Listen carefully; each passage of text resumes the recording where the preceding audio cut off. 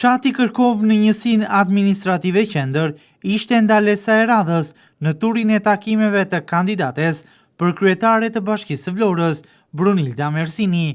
Ajo ishte shoqëruar nga deputeti Vullnet Sinaj dhe bashkëkryetaria e Partisë Socialiste Eriona Ismaili.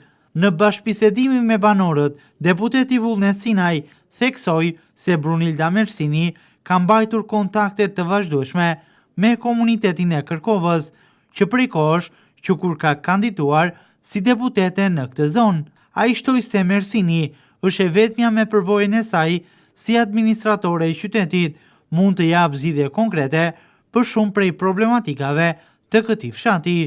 Ne kemi një fat në fshatin tuaj, po edhe një detyrë të madhe. Ju e zgjodhët deputete, ka qenë drejtuese politike dhe këtë radhë fati që shkon bruna në bashkinë e Vlorës për kryetare është dhe fati Kërkovës. Unë jam i bindur që ato kërkesat tuaja, më mirë se sa bruna, nuk ishte për t'i zgjidhur dot asnjë tjetër. Mund të keni dhe ndonjë gjë ngelur pa bërë nga kërkesat tuaja. Prandaj kemi zgjedhur brunën si një administratore, një zonjë që punon pa kursim, pa rezerva. Ndërsa bashkëkryetaria e Partisë Socialiste Eriona Ismaili vlerësoi aftësitë menaxheriale të kandidates, duke theksuar se nuk është fati brunës që po i shkon bashkisë, por është fati bashkisë që po e merr brunën, duke ju referuar eksperiencës së saj në drejtimin e Spitalit Rajonal të Vlorës.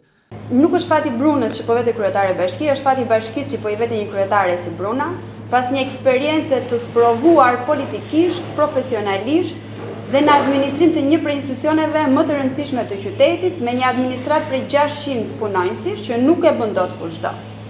Dhe kur ja ka dalë me sukses në 10 vite, unë jam shumë e bindur që ne kemi një garanci paraprake se në krye të Bashkisë së Vlorës do jetë një person me aftësi, me dije, edhe me gjithë dëshirën menaxheriale për të bërë punë të mira në qytet. Banorët e Kërkovës në ndërhyrjet e tyre shprehën mbështetjen për kandidaturën e Bruna Mersinit, duke ngritur njëkohësisht kërkesat për përmirësimin e infrastrukturës rrugore dhe bashkimin administrativ të fshatit të Kërkovës me Oshtimën.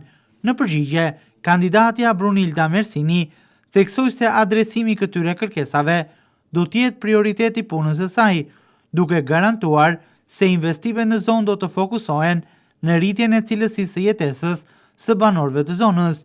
Ma jep do të lafet bërë dy gjëra, rrugët e brezhve të fshatit edhe bashkimin e Oshtimës me Kërkovën. I bën do të dy gjëra. I kam detyrë. Sfida është e të rinjt. Ne duam sot të rinë këtu.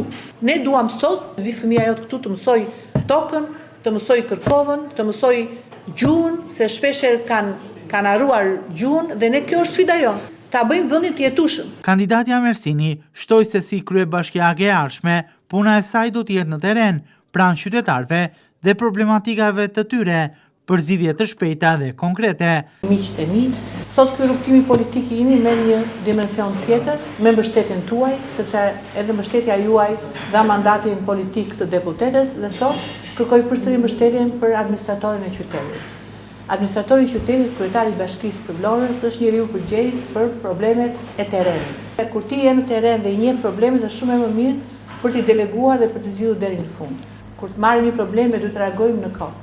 Takimi në Kërkovë është pjesë e turit të takimeve të kandidates Mersini në të gjitha njësitë administrative të Vlorës, me qëllim e evidentimi dhe adresimin e problematikave të komunitetit përmes komunikimit të drejtë për drejtë me banorët.